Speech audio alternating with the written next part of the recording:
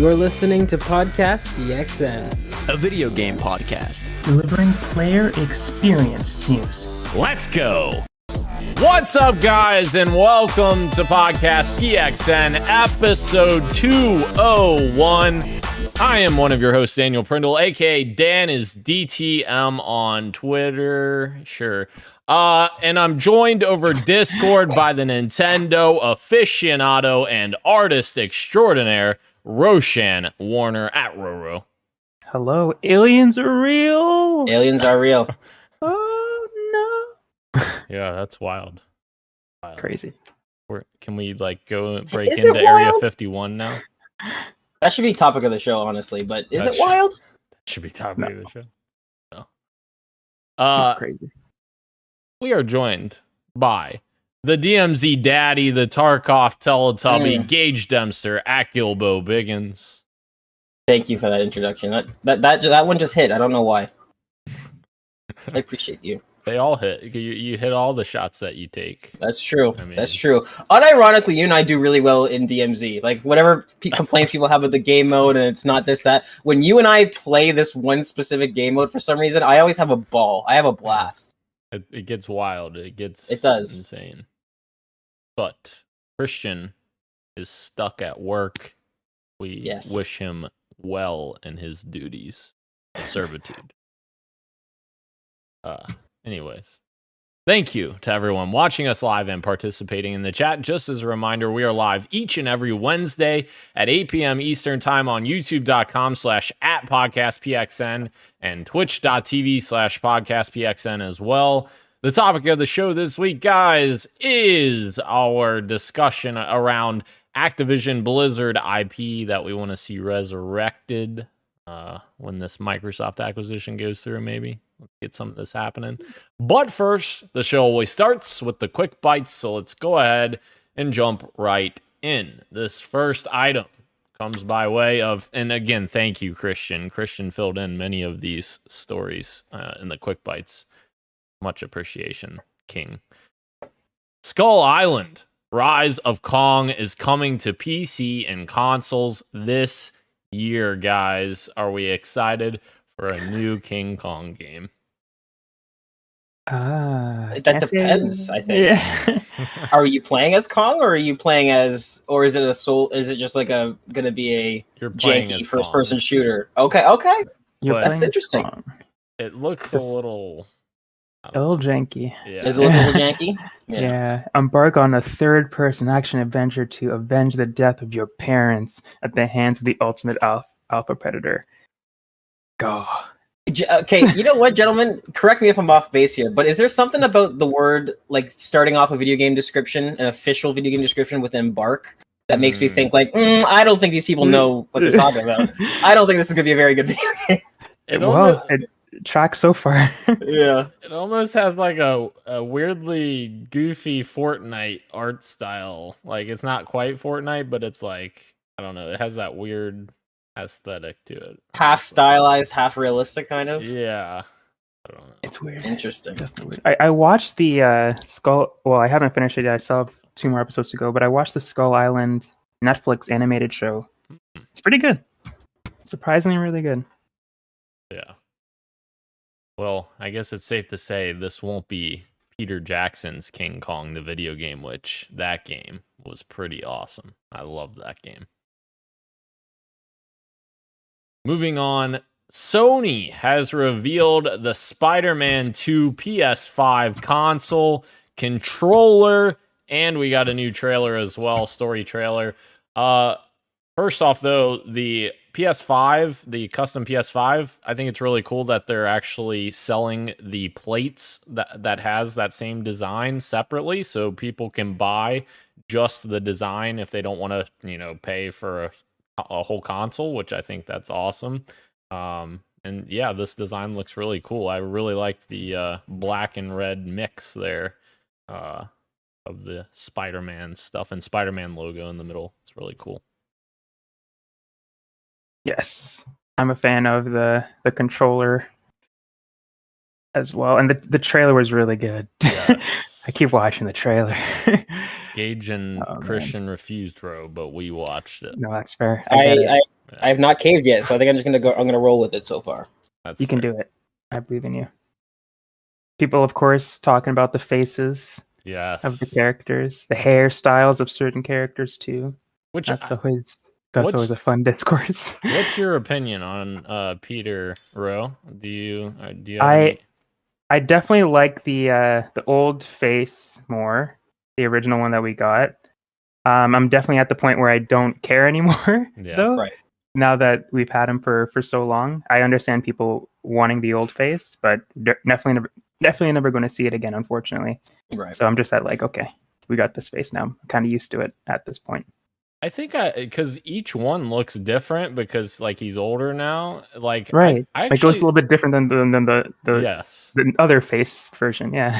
Which I actually like this one better. Like I think this one like illustrates how he's matured a little bit more. Like I think his facial attributes kind of like lends more to like he's a little older, a little more experienced. Like I just feel like that from his appearance. But also, Ro, what about Miles? Are you feeling Miles's haircut? Because I know some people were talking about that as well. Yeah, I've seen some support. I've seen some clowning on Miles as well. I personally liked his other haircut, but I don't really care that much. Fair. He's going to be wearing the mask most of the time anyway. But yeah, not really something that I care about too much. MJ, on the other hand, I like her facelift. I like her facelift. Well, Gage, have you seen? I know you haven't seen the trailer, but have you seen their? I have seen. Okay. Yes, MJ looks like I'm ready for her to sternly tell me that my library books are overdue and that they can be brought in tomorrow. No excuses, and I'll be like, yes, MJ, absolutely, for sure. And then yeah, like Ro hit it kind of perfectly, where it's like they're digital characters. I don't really care. However, I will say for the record that I think there was charm to the original. I actually thought that they took a really, how do I word this? I think the original Peter design, the original Peter design, is like underrated in that like he wasn't conventionally kind of like like I don't know. I look at the new one and I'm like, yeah, it's Tom Holland light. Like this is your Hollywood leading man. But like I don't know. I thought the original Peter design was kind of charming. He didn't really look like somebody on the front of a Hollywood poster. He looked kind of like just like an average guy. I like that he looked a little bit older because we normally see Peter Man. Wow. I can't believe it. We normally see Peter Parker, like, at least tried to make it look really young every time we see him. So I don't know. I really thought there was a lot of charm in the original, and I was very disappointed that they did it, but I don't care. I'm not losing sleep over it. If I had a genie that granted me like 500 wishes, this might be wish like 456, but like, you know what I mean? It's not really at the top of my priority list. Like it'll get done, but it's like, I'm not losing. It's like, it's okay. I have so many other wishes to wish first, but it'll definitely be on the list. Yeah, I get there eventually for sure. Yeah. I'd be like, oh yeah, and Insomniac, right? Go back in time and make sure you don't change the face. Yeah. Oh man. Like the other thing I like about Miles as well is like Miles, like he's still really young compared to Peter in terms of like his experience, and I think he's literally younger. And so like it makes more sense that he would be like experimenting with his hairstyle and like his look and stuff like that. So I think it's cool that they're giving him a different look. Definitely. For sure. Yeah. Anywho, moving on from there, guys. Mortal Kombat 1's DLC roster has been revealed, and it is exactly what we expected from the leaks. The first pack, I should say, because who knows, there could be more packs on the way, but these DLC fighters will be Quan Chi, Omni-Man, Ermac, Takeda, Peacemaker, and Homelander. There they are. Boom. And a little extra tidbit, apparently J.K. Simmons is reprising his role for Omni-Man, which is really cool. Love that. Very cool. Oh man, I can't wait for season 2. Yes. Oh man, I'm getting really closer. Cool. I've never seen it. Is it good? Oh, it's so good. It's very good. All right. Moving. Yeah. What? Oh, go ahead. Sorry, no, go ahead. No, you No, go no, ahead. no, no. Yeah. We're done. We're not talking. This is an invincible podcast. This is a PXN podcast. Moving on, Ubisoft has announced that they are canceling plans for a sequel to Immortals Phoenix Rising. They've canceled plans for a sequel to 2020's mythological open world adventure game, according to BGC. They confirmed that they are reallocating some creative teams and resources within the Quebec studio. And I believe they were specifically saying they are moving people more towards their other established IPs, which means Assassin's Creed and, I guess whatever else is coming. Beyond Good and Evil. Yeah. Oh my god.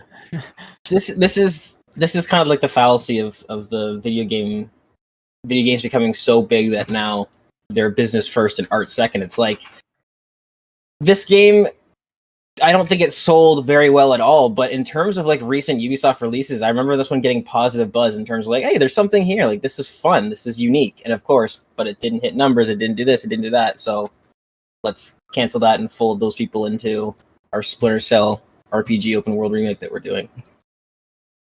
No, that's not happening. No. Hopefully not. Hopefully not. No. Until I see it, until I see a level select screen, I'm not gonna hold my breath. Yeah, it's a bit of I agree. It's a bit of a bummer to see it get canceled, but I agree. Like it probably didn't do well, so they didn't feel like the need to continue it. But it sucks that the first kind of more creative venture that they did is already being shut down and just going back to, the formula, if for lack of a better term. Right. Indeed. Circle back real quick. Glenn says, yeah, guys, might be getting a PS5. Oh, Ooh. Hell yeah. All right. Moving on to our next story here. Xbox creates the world's first ever pizza scented controller. Yes, pizza scented controller. Designed to deliver the smell of the turtle's beloved meal to your game time. These exclusive wireless controllers come with a built-in scent diffuser shaped like a slice of delicious New York za, meaning pizza. So wait, okay, these are Teenage Mutant Ninja Turtle collab? Yeah, yes. Okay, that's an important piece of context that we got to throw in at the beginning. Yeah. Because you opened up with Xbox made a pizza smelling controller. I'm like, wait a minute. What's going on here? No, it doesn't make it any better. Okay. No, actually it does. It makes it slightly better. Because if the context. story was every new Xbox controller, black, white, blue, smell like pizza, what the fuck are we doing? What is going on? The controllers actually have really cool designs, but yeah. I don't want a pizza smelling controller. That almost deters me from wanting to, like, if the controllers like looked cool and I wanted one, that would almost, I feel like it's just gonna rub off on my hands and just like smelling pizza. Like what? Oh my god. I wish we would stop. I just wish we would collectively stop, all of us. Make us swear we shut down the games industry right here. This is it. It diffuses it, like it like splurts it out, for lack of a better term, right? It's not always smelling like pizza unless you blurts it press a out. button. Yeah. Like the scent, like one of those Febreze air fresheners. Yeah. So it doesn't always smell like pizza, right? Unless you ask for it to smell like pizza. True. But Hey Amazon, can you splurt my Xbox controller? I do like the designs though. The designs are really stylized, and their names are all in like graffiti like looking font. It looks really cool. I like it. And is the pizza detachable? Is that like the diffuser? That's a good question. Or is that always there? I Because I feel like that would get annoying. Yeah, agreed. Because honestly, if they sell these controllers and I can take the diffuser off, I will get rid of that diffuser and just use like big honking pizza there. Yeah, I think it looks really cool. So I don't know. Guess we'll see. Which one are you gonna get, Dan? Michelangelo? Oh no, Raphael? No, Donatello? No, Leonardo. Yeah, That's me though. That's my last I guess. mean, get out of here. Get out of here. And somebody put in here Dan is Raph, and I changed it to Dan is Leo, and I think it was Christian because he put the story in here. But Right. anyways, all right. More Xbox news. Xbox will let players map keyboard keys to controller buttons soon. The feature is now available for Alpha Insider members. This is generally done to test the feature and make sure that it's working well. Yeah, we know that. We know how the preview program works. For the Xbox Elite Wireless Series 2 controller and the adaptive controller, the Xbox Accessories app now supports mapping keyboard keys to your controller. To get started, open the Xbox Accessories app and configure your profile. You can also find this feature in the Xbox Accessories app on your Windows PC by joining the Windows Gaming Preview from the Xbox Insider Hub. So, pretty neat little feature that they're adding there, adding some keybind options to controller. I could be way off, but doesn't this seem like there's more to this than just like it's not remapping controls, it's adding keybinds to your controller. Correct. On Xbox for a full-fledged keyboard. Correct. Which only some people use, and that doesn't really have anything to do with accessibility, like plugging in a key. Like you could buy the accessibility controller if you're somebody who had motor restrictions. That's separate, completely separate from ever needing to like bind K or L to those, because if you're playing on Xbox, you're going to be playing Xbox games that already like. Right. To me, I don't know. I look at this and I'm like, like I know. One of my pie in the sky things is that for there to be some sort of Steam Xbox integration, or maybe this is something to do with ID at Xbox with porting over PC games. But this is a very weird thing to announce and like give attention to. And I know they mentioned the accessibility thing, but when you think about like needing key binds like from a keyboard, I'm like, this seems like implementing this feature is like, is it really just for? I don't know. It seems like this might be something that they're laying the groundworks for. I can't think of needing to bind on the back of my Xbox controller. Again, I'm somebody who buys an Xbox. I play in the Xbox ecosystem. Why I need to have P bound to like my back button on the Xbox? You know what I mean? I'm trying to think, and because I think you can play. Maybe I'm wrong on this, but I think you can play cloud games that are on PC only on the cloud service on your Xbox. I think. Okay. I believe that's a thing. So that would make sense. Yeah. That's kind of the same kind of ballpark of what I mean, where it's, yeah, that's okay. So that would make sense. Right. But don't take that to heart because I don't know that for a fact, but I'm pretty sure that that's the case. That's what I'm saying. Like, I can't think of a case where you would, like, that has to be the case because I can't think of any other, like, case why you would want that. Indeed. Microsoft's buying Valve. No, I'm kidding. Oh my god. Moving on. Call of Duty Modern Warfare 3 logos have leaked and is pretty much confirmed by Activision at this point. They have acknowledged it by kind of pointing fun at it by saying, "Ooh, Mondays. Anyone have an energy drink they can spare?" And of course, there was artwork that leaked from energy drink promotions for Monster Energy. So yeah, we officially know it's Modern Warfare 3 with 3 Roman numerals with Captain Price in the background. And more importantly, Makarov standing behind him.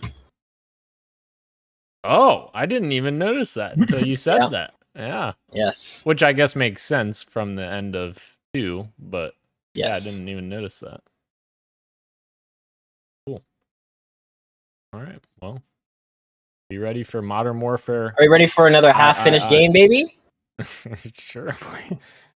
No, not really. But you know. Now here's the question, Dan, because I know that you are like me. You're a campaign enjoyer. Yes. Is there a chance that you buy this just to continue the campaign? How did you feel? How did you feel about the campaign again? I know we all talked about it. I enjoyed it. Yes, I enjoyed it. I still think the original Modern Warfare trilogy 2 is better. Yeah. Right. But thus far. But yeah, I don't know. We'll see. We'll see what we see from the game because we haven't seen it yet. But honestly, I don't really play enough Call of Duty to warrant getting it right away. So I may just wait, especially if, no one else wants to get it, because I don't play Call of Duty by myself. That is not a game that I sit down and I'm like, I'm going to go play Call of Duty. I only play it if, like, you want to play DMZ or someone else wants to play, Right. and I'll join them. But, yeah, I would probably wait for a sale if, no one else jumps in right away. Right. Bro, I know you're eager to jump in. Oh yeah, love me some Call of Duty. Move 50,000 people used to live here. Sorry. That was terrible impressions here, but I don't even know who you're impersonating in that with. so when me engage, oh Jesus, I just realized I just said when me engage and looked at the screen and realized I have Christian's overlay up. The whole time I've had Christian's name up there. Whoops. We'll fix that. Gage and I always play DMZ row, acting like characters in the Call of Duty games with these terrible impressions. So And when he says acting like the characters, he means just saying the character's name as the character. You guys were full out role playing. Which is not really acting. But yeah, that is true. I can't confirm that does take place. Indeed. All right, moving on. We got a look at some animated shorts for Starfield, and I admit I have not had a chance to look at these yet. But have you guys watched them yet? I have not. I will probably go in blind at this point with Starfield as well. That's fair. These are not, I don't think these are really related to the game. They're kind of like, they're animated like shorts to like get you introduced to the universe. Right. But yeah, just scrubbing through them, the style looks cool. Yes. Give you some backstory before you jump in. Cool. Yeah. Really cool art style. I agree. I only watched the third one on this list in the IGN article. It looks like you're saying, just like getting you introduced to the world, little side stories for different people that are in the galaxy. Hell yeah. I'll watch these after the pod, maybe. Pull 'em up. All right. Our last quick bite, and it's unfortunate that Christian is not here for this, because I'm sure he's very excited. He, of course, puts baby in here into the story. Armored Core 6 has gotten a gameplay preview, baby. That's Christian's language. The video shows some of the game's main mechanics, including the assault boost ability, which is used for traversal and combat. It also shows how players can use vertical catapults to launch high into the air and take the action to the skies. The game's stagger mechanic is also shown, in which players can damage the altitude. It says attitude, but I feel like it means altitude. I don't know. Control system of tougher enemies to put them temporarily out of action and leave them exposed. The video also gives another summary of the game's plot, which I won't go into in case people are trying to stay dark on it. But yeah, Christian's hyped for this, and I caught a little bit of this on Twitter. People were posting stuff from it, and it looks really good. Smooth gameplay. Looks fast and fluid, yes. Yeah. Now, I'm not familiar with the franchise, and of course, Christian's not here. Is this a game where there's a story mode and competitive multiplayer, or is this kind of like an Elden Ring type where it's just like, no, it's just a story, you just go in? Yeah, I don't think there's multiplayer. Okay. That actually is a selling point for me. I was looking at some of the thing that always gets me, Anthem, all that stuff is customization, and I was looking at some of the clips there, and it looks pretty extensive for making these mechs. I'm not usually a mech guy, but that kind of stuff really intrigues me, so I've definitely been... This one's on my radar for sure. Next month, right? This coming month, August? Yeah. Yeah. Looks cool. Coming quick. August 25th. All right. Moving into our Street Meets PlayStation Project Q, which is, of course, the handheld that they announced not that long ago. Runs on Android, according to leaked images. The handheld could launch later this year. Of course, it looks like a DualSense controller that's like on the sides of an LED screen. Which, if this runs on Android, I'm even more confused on what the point is, I guess, because everyone has a phone nowadays, and you can run the PlayStation app and get the same remote experience from that. So I guess, I don't know. I'm not sure who this is necessarily targeted to, but we'll see. We'll see. Oh boy. I wonder how much it's going to cost. It's the big question for me. Yeah. Not that I would buy it either way, but right. I was gonna say this is one. Can I get a vibe check? Because this is one of the few machines where there's probably 0% chance I'm getting. You know what I mean? I'm not even considering it. It's just is it? How are you guys feeling on this? Is there? I can't see the value in this at all. Yeah. Me neither. It'll cost a lot more and be a completely different thing. But if you could natively play the games on it, that's a whole different thing. But it just being a remote play device that runs apparently, as Dan says, on Android, it's I got a phone, like you guys said. I don't think I need to spend this, and I have a DualSense controller. So I think I'm good. A device that runs things natively. Do you mean the wildly popular Nintendo Switch or Steam Deck or ROG Ally, or the discontinued Vita that fans have been clamoring for? Any of those things? Oh, those. Okay, interesting. Yeah, that's actually a really good point, though, Ro and Gage, because for instance, the Xbox has Xbox Series S, which is $299, and the Series X, which is $499. Sony has not had another SKU like that. Obviously, they have the $399 and $499 price points for digital and non-digital, but if they could launch a handheld at $299, that would be a really great price point, and have a lesser powered PS5 equivalent in handheld form, and that would be their Series S essentially, a cheaper entry point, and it's on the go. It took you 30 seconds to think of that, and that is a wildly better idea than what we were getting. No, I didn't even think about that too. Yeah, because I think the ROG Ally is roughly PS4. Yeah. Oh, is that what Rose said? Well, that's what I would like that. Yeah. But he definitely fleshed it out a bit more than I did. But I don't know, as much as I would want that, would that work in Sony's favor? I definitely want that. That would be awesome. But I don't know how many other people might feel the same way as we do on that one.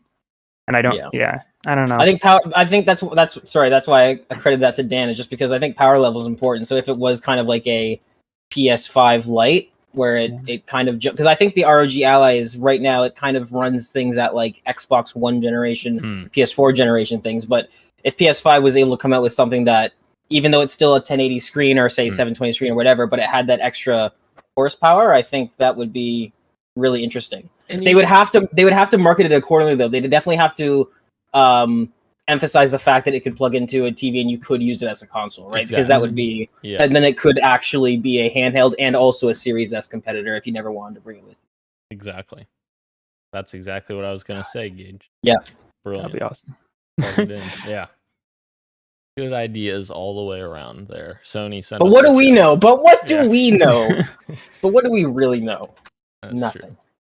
What Gage knows is he's excited for this other street meat that we have here, which is Back 4 Blood 2 is getting some rumors, possibly being remade in Unreal Engine 5. Gage, how excited would you be for this? Be very excited. As you and I have discussed at length in the past, and as I've recently tweeted about, I think that the core design of Back 4 Blood is really, really smart. I think it's actually I think the design is way more high quality than the actual final product we got. I think they were kind of limited by the engine that they chose to do, and they are, as of right now, still an independent studio, so they don't really have unlimited resources like they did when they were at Valve and they made those sort of cutting edge Left 4 Dead games, which obviously maybe we don't think of them as cutting edge, but the fact that they're still played today, 14, 12 years later, definitely speaks to how well those games were at the time. So I think that, they're definitely limited by the engine. I think that the design of that game is really solid, and I think this could be exactly what the franchise needs. I think that roguelike elements are really kind of elevate this genre of the PvE kind of 4-player co-op stuff. You know who owns the majority shareholders or majority stake of Turtle Rock Studios? Who's that? Tencent.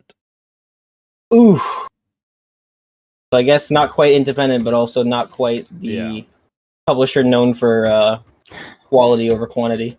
I think they run independently technically, but yeah, they're the majority. Right. There's no creative oversight, I don't think. Right. Hopefully, you'd hope not. Yeah. Yeah. Knock on wood.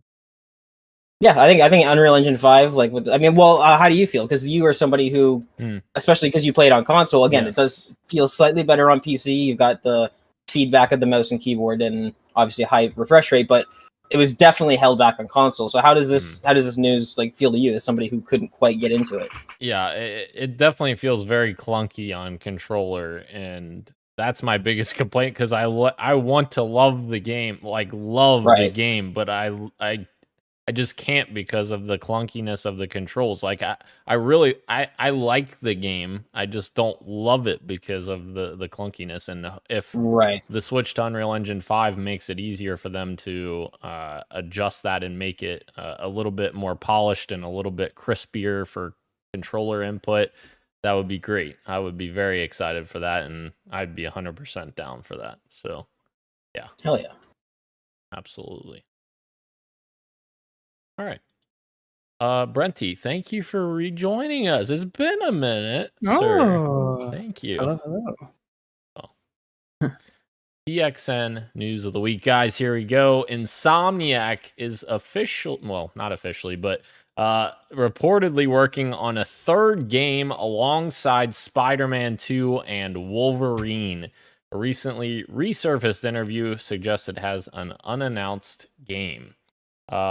The quote here is from I think Eberhardt? Yeah, Aaron Eberhardt, project director. She said, "This is actually my first AAA game project now. I'm the project director here on an unannounced project." She said on the stream, "I'm very excited to actually be making games now." Eberhardt joined Insomniac just before the studio began advertising for a multiplayer project. Insomniac is officially working on, of course, the pair of Marvel titles, but it's best known for Ratchet and Clank. So, we're getting a multiplayer game from Insomniac? Are we getting another Ratchet and Clank? What else we got cooking? Because everything they got cooking in their ovens, I'm eating. Yeah. How would we feel about a co-op superhero game? I would be down. I wonder what superhero they'd do. Would it be Spider-Man as well, or co-op? I feel like if they wanted to do co-op Spider-Man, I feel like the opportunity, especially with how they've planned the story out, I feel like they would have tried to do that for Spider-Man 2 if they wanted to. If they wanted to make a co-op game that was in the Spider-Man sort of universe. Mm-hmm. So I would think that this might be some other Marvel property. If it is superhero related, it could be something completely else. But give you a crazy idea here. Oh. Been a minute since we got a game that was surrounding this character. What about Deadpool? Okay. That could be fun. Interesting. You know what? As much as it's not a household name in the gaming space, I think the Deadpool games were the only, back in the era of the Marvel games that would, a movie would come out and then there'd be a game and it'd be, really bad. I remember the most recent Deadpool game that was in 2009, 2010 was fairly well received. Yeah. It was better than most superhero games of its time, so I don't know if that's just a character and kind of how you can put that character in any scenario that lends itself really well to games, but I think that would be cool. How would they do that co-op? I was thinking X-Men. You team them up with X-Men. And they already have Wolverine introduced.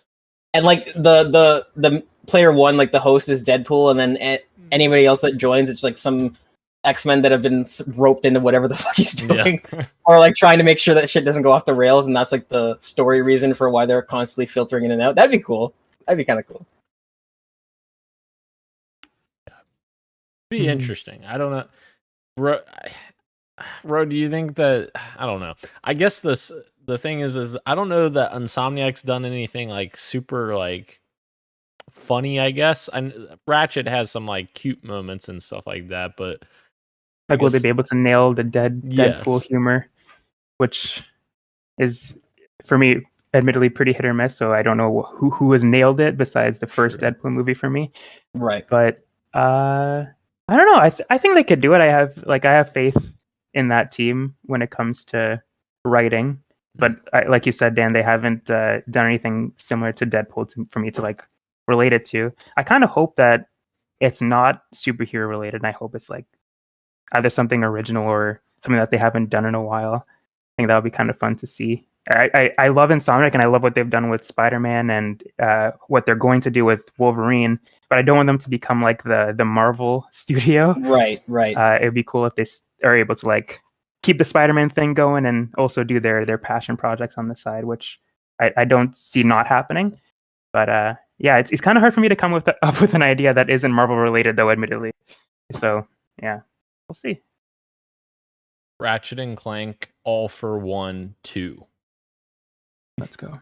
Just kidding. You know what All for one, I'm gonna throw something out here. I think it'd be cool. I don't think we've seen since the early days of Assassin's Creed, and even then, not quite to the same speed. I think it'd be cool if Insomniac did a game that plays like Spider-Man or like your Arkham Asylum, where you're constantly bouncing between enemies and like dodging and parrying, but was like medieval fantasy. And you kind of had swords and magic and stuff like that. Like almost kind of like if you were to sit down and play The Witcher, but if you were bouncing between enemies. I feel like there'd be a lot of cool room for like visual flair and cool animations and stuff like that, because that's a genre that, again, aside from Assassin's Creed, which has been more RPG oriented as of late, there's not really many brawlers, third-person brawlers that are in the fantasy medieval setting. That'd be kind of cool. Very true. All right. Moving into our other PXN news item of the week, Ubisoft, and this might have been a poor choice for this, but I was just like, I don't know what the fuck to put in here, so let's put this in here, you know? Ubisoft is closing unused accounts, disabling access to purchased games.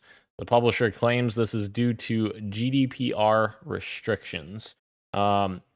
In response, let's see. According to a user on Twitter, they received an email from Ubisoft warning that they should not click a link in said email, which would stop the account suspension.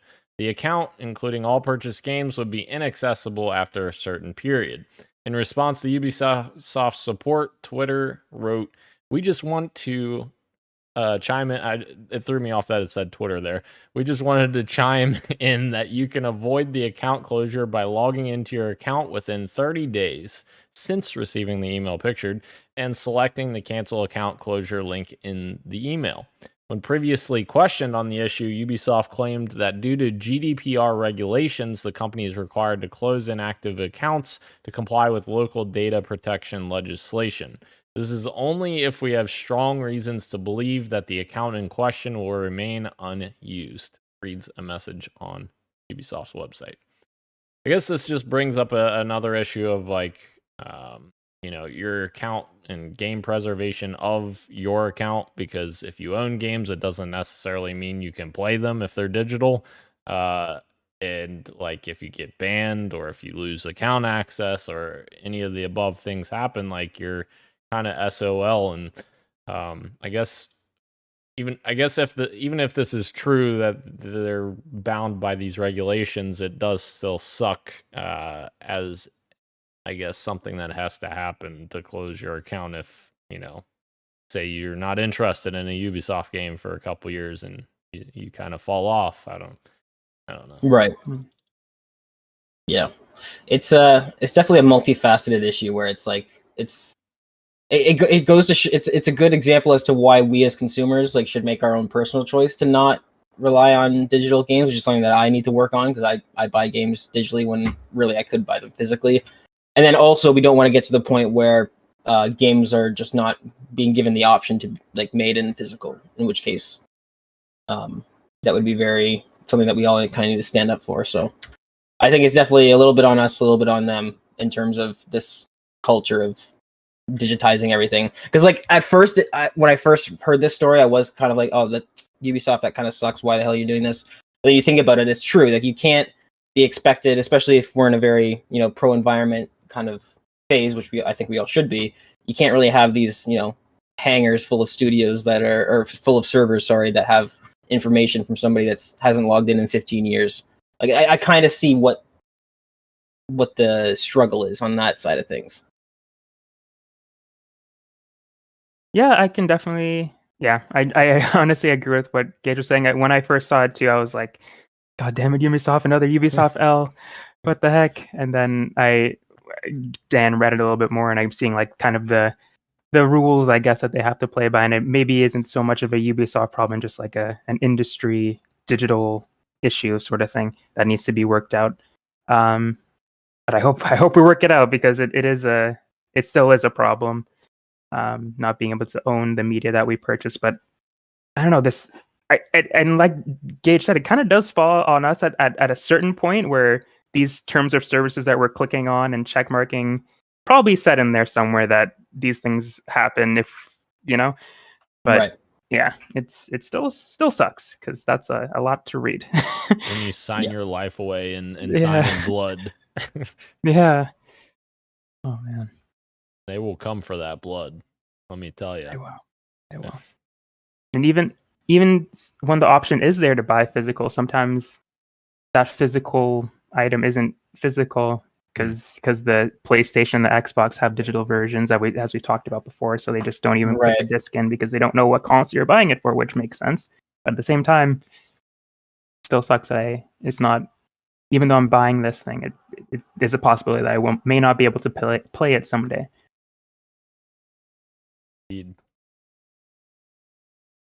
All right.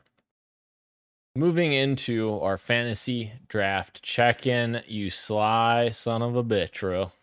Sly son of a bitch. I see those two pickups. Yeah, I saw it too.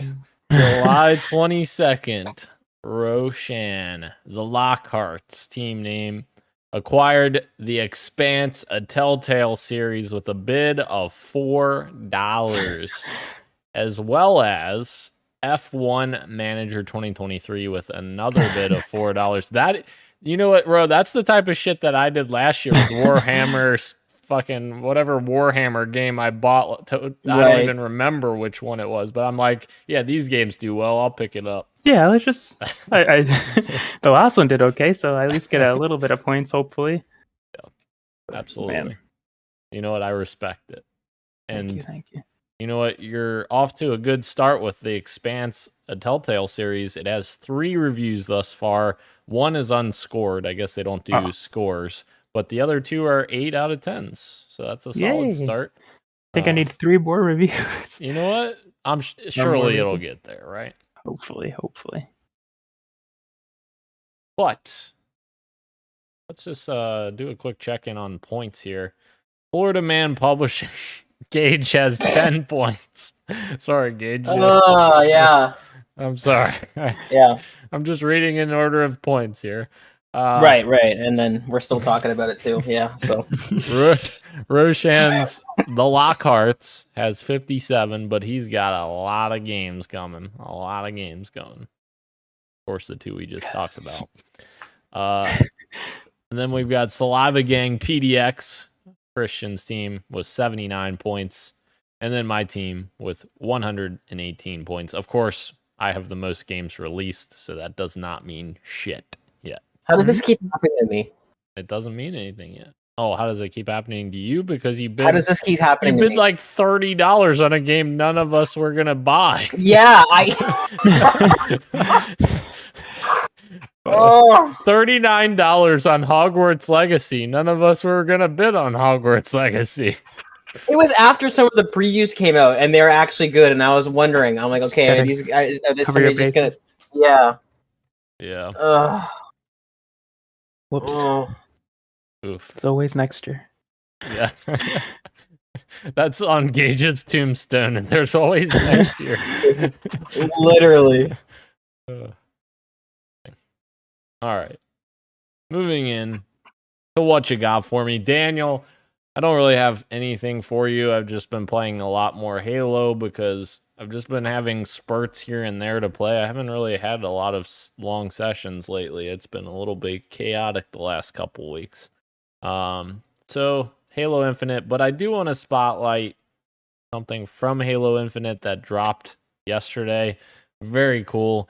A remake of the Halo 2 map Waterworks and a remake of the Halo 4 map Exile have been added to the squad battles matchmaking playlists in Halo Infinite.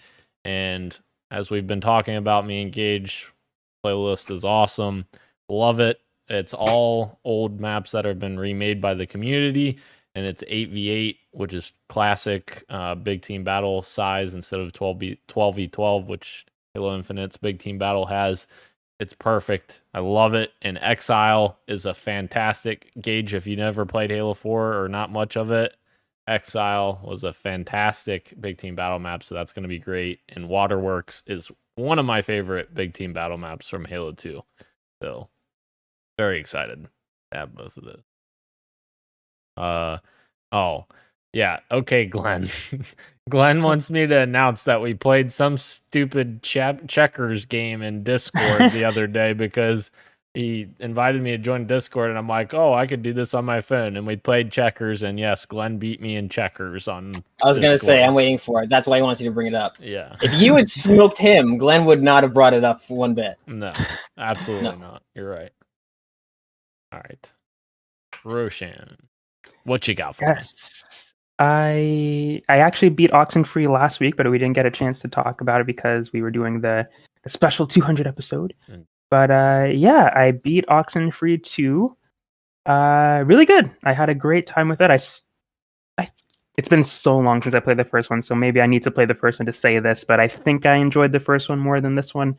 But I really liked how this one incorporated the story of the first one into it, with also allowing the new characters to be their own characters and not being weighed down by the last game.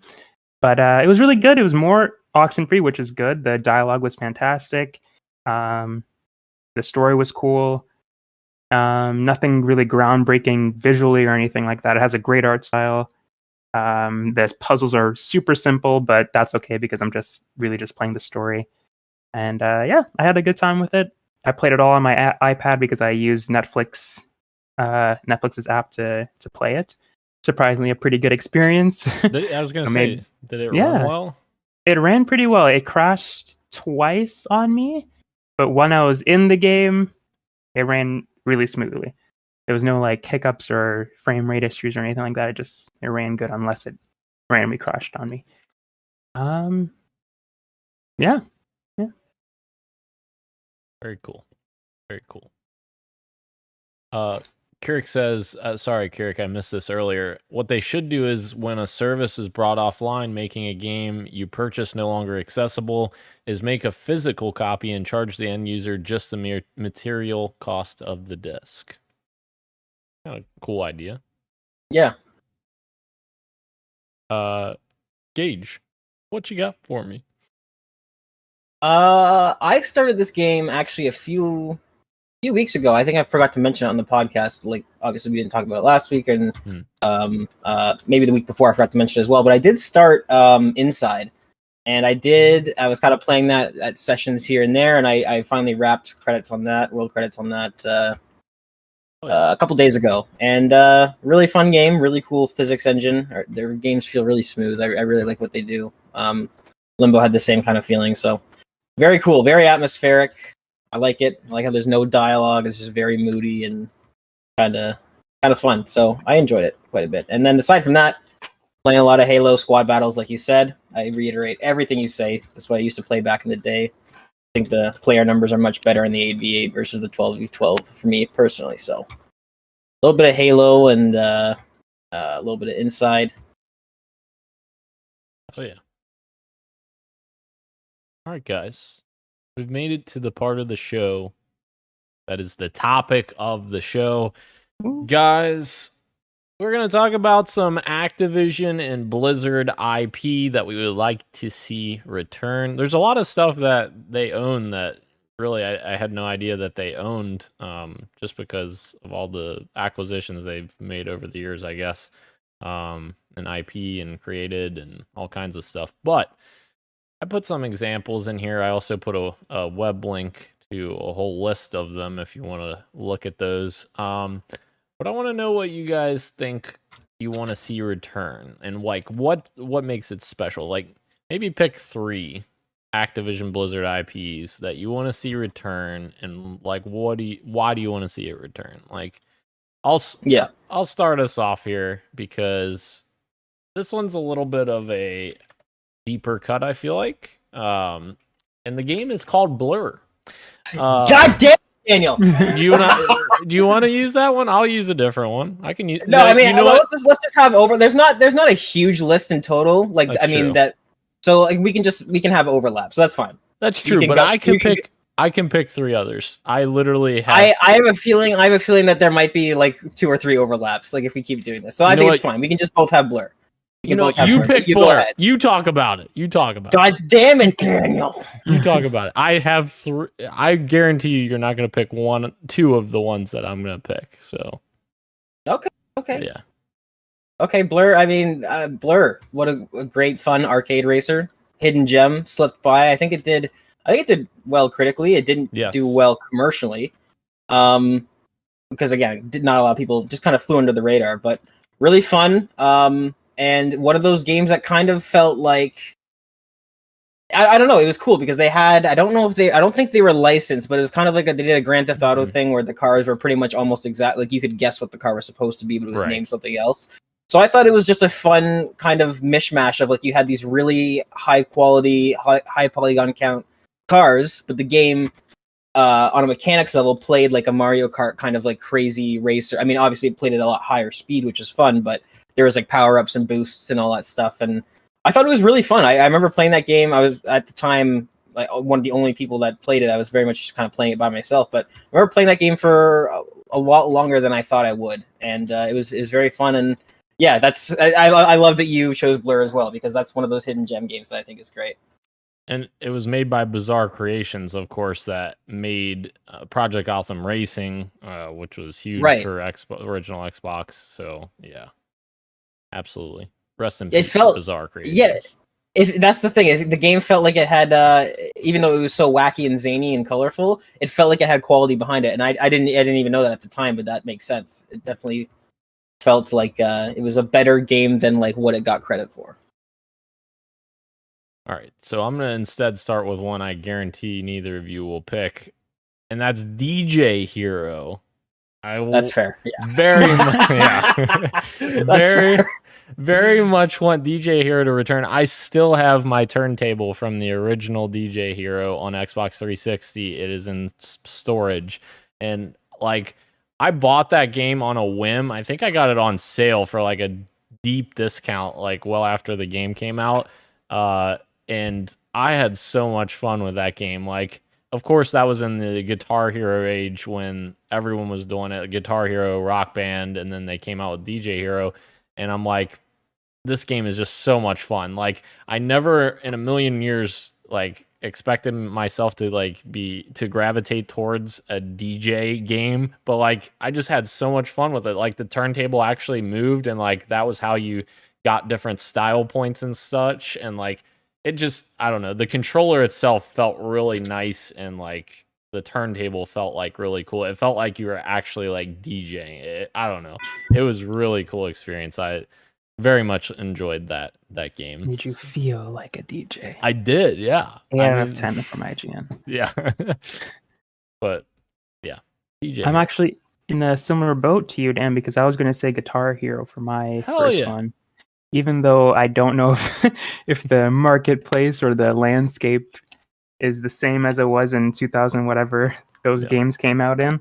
But yeah, I had a great time with that genre of games, those rhythm games as well. I also still have my guitar. I was looking around the room to see if it was in my room, but I think it's in the basement. But I still have my Guitar Hero guitar as well. And yeah, I had a good time with those games. Admittedly, my list is probably going to be pretty basic because I just don't have a huge, with like Call of Duty and all that kind of stuff. And kind of the rest of Activision's list is a lot of games that I haven't played myself either. But Guitar Hero, had a great time with them in my youth. And it would be cool to see it come back. Maybe, I guess with how technology is, they may not even need the guitar. Maybe you could just hook up your phone. But that'll lose the magic to me. Yeah. It's not as fun. And it's been so long. Like I feel like it's time. You know. Yeah. All right, Gage. What's your second one? Oh, you're muted. Gage Dempster. I am muted. Yes, correct. My alarm went off. Guitar Hero was my second. Hell yeah. And I'm totally blanking on my third. Oh, that's okay. I can come back to you if you want to think about Yes, it. yeah, go ahead. Yeah, I'm just gonna take a look at the list again. I'll remember it immediately. But you go next. My second, I think I know what your other one's gonna be. Actually, just Probably looking at it's a this G. I list. think it's another G one. It It's starts with gun. a G. It's gun, Yes, isn't it? that Yeah. is what it is. Yeah, exactly. Gun. Go for it. Talk about it then. Gun. I mean, again, something that I think, if I remember correctly, Gun came out. Oh yeah, it did. It came out well before Red Dead Redemption came out. Yes. Yes, yeah, not Red Dead Revolver. I think they came out around the same time. Correct. But so, and I mean, at this point, I'm young enough that I'm not quite choosing the M for mature games that I'm playing. I'm just kind of like, they're in the household, and I'm able to. So I didn't get to play Red Dead Revolver, but the Wild West game that I played as a kid was Gun, and I remember even for the time thinking like how many controls there were. And some of the cool things you could do, like I believe it was a third-person game, but you could go into first-person like gunfight mode, and I remember being quite interesting. And I think that more competition in the Wild West space is definitely not bad. I think it's a cool medium, and there's not a whole lot of competition there. I mean, you've got your Red Dead Redemption, obviously, which is yes, it's a Wild West game, but also it's a Rockstar game. It's kind of like an event. It's what I mean. So aside from that, you got Call of Juarez, which is cool, but not quite. It's kind of like your Back for Blood, not quite the same caliber.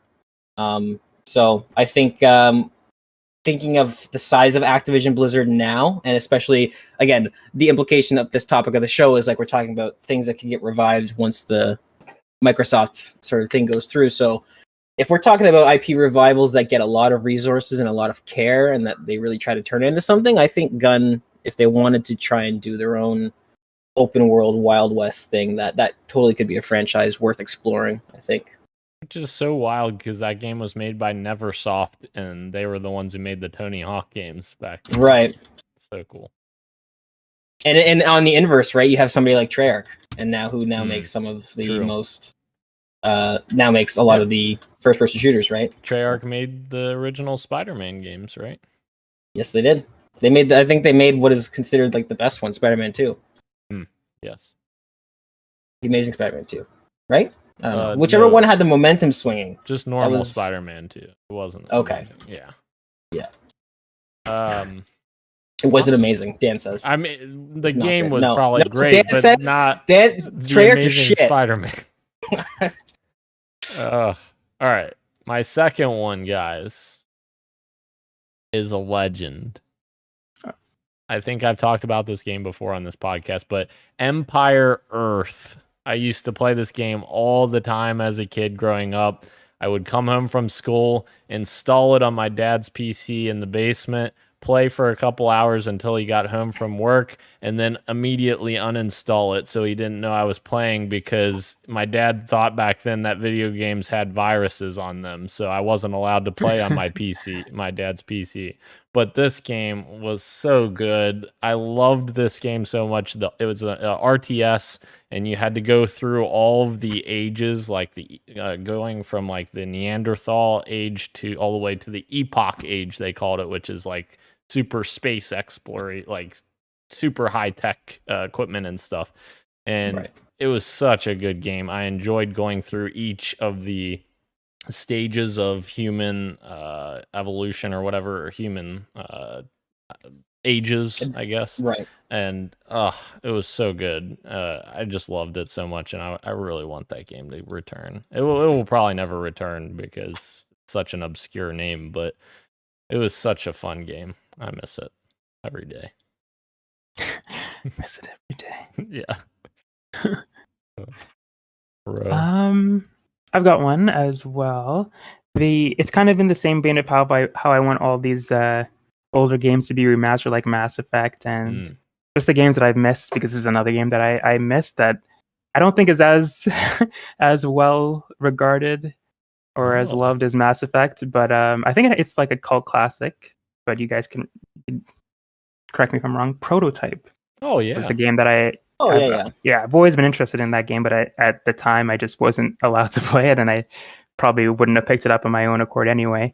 But as the years go by, I've like looked at gameplay of it, and it's like this kind of looks kind of cool. And I think if it was remade, it could be made even better. Like how you can pick up the stuff on top of a building. I don't even know what the correct term of it's called, but like the air conditioning units, I guess, and could toss out the helicopters and climb up the side of the roof and just, or the side of a building and like hop off the roof. It's like that kind of traversal and gameplay seems like it could be even more fun if they decided to revamp it.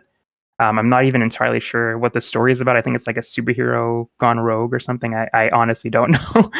But yeah, it seems like something that I would enjoy if they remade it. That game was so fun. I have good memories of that game. It's like a Spider-Man light.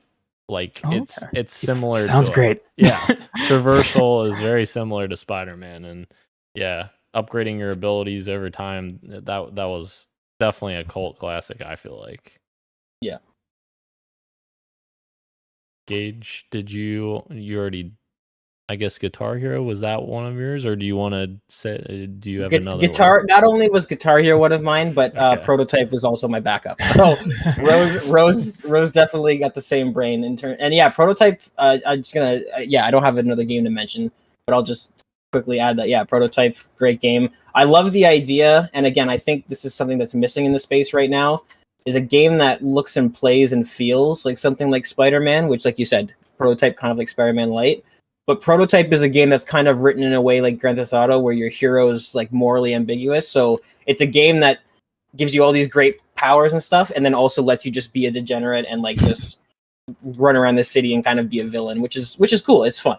That's what you want in a video game. So I think that would be cool. I think we'll maybe get a taste of that playing as Venom in or the Venom suit Spider-Man in Spider-Man 2. But having a whole game around that where it's a sandbox and it's like, yeah, go. Throw HVACs at helicopters. Why not? Like that sounds awesome. I'd love for that to come back, especially in the days of Unreal Engine 5 and all that. Peter Parker just gets so mad he starts pulling air conditioning units off of buildings. Get out of here! You mean Peter Man? Peter Man, yeah. Yeah. That's a great. You guys both have great taste there. All great games thus far. Yes. My third one, and this is one I thought you were going to try and steal from me, Gage. True Crime franchise. Very much want that to come back. True Crime Streets of LA and True Crime New York. Loved those games back in the day. Essentially like a Grand Theft Auto-ish clone, except you take the side of you're a detective, I think, or a police officer, one or the other. Yeah. And it was just a very fun game. I have really good memories of that game. I don't remember exactly what the story was. It probably wasn't that significant, but like just driving around that city, and it was just so much fun. Like the city felt very alive. And I felt like at the time, True Crime was ahead of Grand Theft Auto in some aspects. Right. At that time. But yeah, I would very much love for that to come back. And every time I say True Crime, I have to mention it, even though it's not an Activision IP, but literally these games are tied at the hip for me because I remember literally playing True Crime and Dead to Rights all the time back in the day on fucking GameCube, I think. And I just had so much fun with both of those franchises. Very similar franchises in terms of both are police officer protagonists.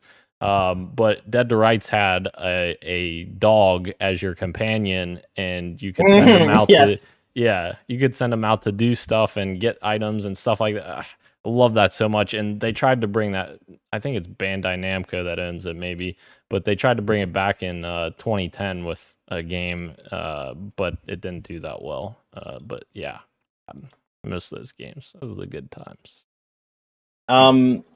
Fun memory, actually. True Crime is a game that it was at a relative's house. I never owned it, and my mom would not want me playing it. So it was one of those games I had to play sneakily. But I remember, I think it was on the PS2.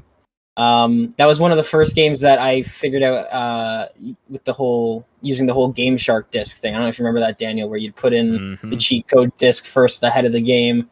You'd preload all the different cheats that you want. You'd take the disc out, then you'd put the game in. And I remember I was playing True Crime at this relative's house. He explained how it worked, and every time I went there, went right for the Game Shark disc, would put on all the outfits and all the stuff you could get, and then take it out. And it's just that's cool little how things used to work back in the day. Kind of neat. But yeah, True Crime, great pick. Indeed. Ugh, so good. Eric has great taste too, I can tell. He says, Dead to Rights was great. I didn't play it, but I watched a buddy of mine play the shit out of it. Hell yeah. Your buddy's very smart. Very smart. Glenn says, I'm pretty sure Prototype was remastered on last gen. Was it? That doesn't sound like it's wildly off. Oh. I think.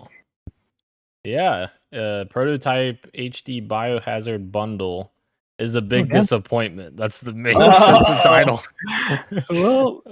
Well, it was. Yeah. Maybe it wouldn't be a good idea if they were. Yeah. Oh man. Well, that's funny. Yeah, we want new games in the franchise. I was gonna say we're talking about franchise revival. We're not talking about remaster. Right. Remasters. Yeah. Anywho, Ro, what's your last one if you have one? Sure. If I don't have one particular. Okay. Really, Tony Hawk would be cool to come back. I loved those games when I was younger. That was actually one of the Activision games that I played. But as I've talked about with Need for Speed, most of the time it was like the Game Boy version. So I never got to really experience the PlayStation 2 versions of these games, which I'm assuming were the superior versions. I'd assume, as I was used like these tiny little pixel versions of Tony Hawk. Still fun, but it'd be cool to play those games again. And my jokey answer is Overwatch, because I missed the 2016 version of that game, and what a great answer! It is such a shell of itself now. What a fucking great answer! Bring back Overwatch, please. Overwatch 2 didn't do it for us. It did not. You know what? I'm going to reiterate Rose's Tony Hawk game as well. I know that we recently, Christian and I, on the podcast, we were talking about our love for Project 8. That's also a genre.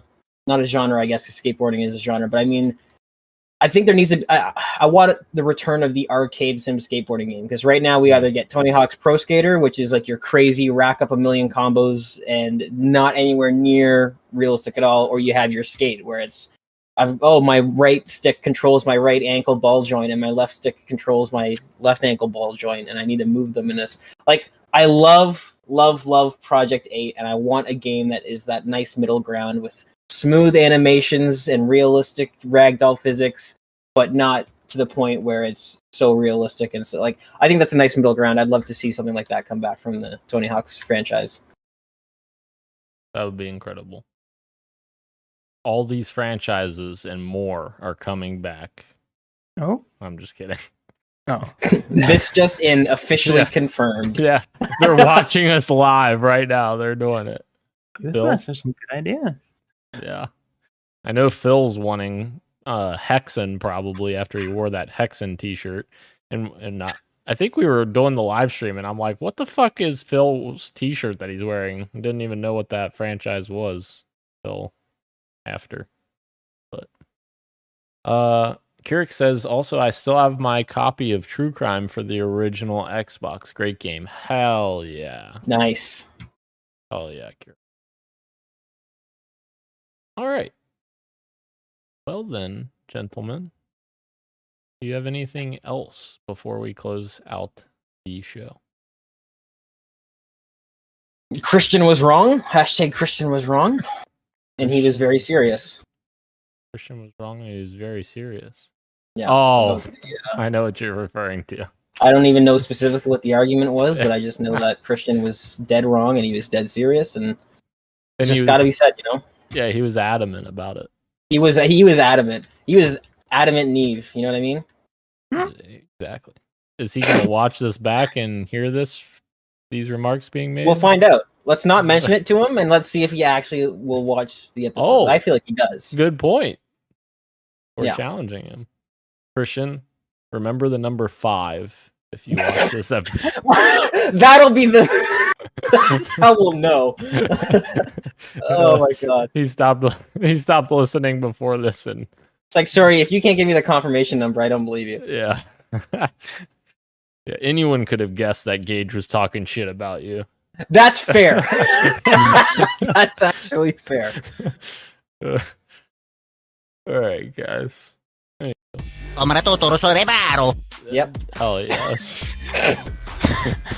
Thank you again to everyone joining us live on YouTube and Twitch, as well as podcast services everywhere, including Apple Podcasts, Google Podcasts, Spotify, and everywhere else you get your podcasts. Thank you, Ro. Thank you, Gage. Christian will return. I am Daniel, and this has been Podcast PXN, and we are out. Much love, and keep on gaming. See ya.